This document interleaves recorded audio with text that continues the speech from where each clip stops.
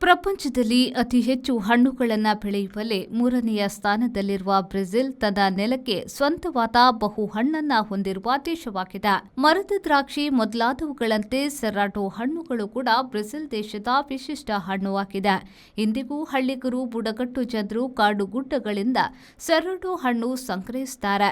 ತೋಟಗಾರಿಕೆಯಾಗಿ ಬೆಳೆಸುವುದೂ ಇದೆ. ಹಳ್ಳಿಗರ ಆದಾಯ ಮೂಲಗಳಲ್ಲಿ ಇದು ಎಂದು ಪರಿಗಣಿಸಲಾಗಿದೆ. 58 ಜಾತಿಯ ಸೆರಾಟೊ ಹಣ್ಣುಗಳನ್ನು ಗುರುತಿಸಲಾಗಿದೆ. ಕೆಲವಕ್ಕೆಂದೇ ಪ್ರಸಿದ್ಧಿ ಪಡೆದಿವೆ. ಪೆಕ್ವಿ ಸೆರಾಟೊವನ್ನ ಅಕ್ಕಿ ಮತ್ತು ಮಾಂಸದ ಜೊತೆಗೆ ಬೇಯಿಸುತ್ತಾರೆ. ಬುರಿತಿ ಸೆರಾಟೊ ಜ್ಯೂಸ್ ಆಗಿ ಹೆಚ್ಚು ಜನಪ್ರಿಯವಾಗಿದೆ.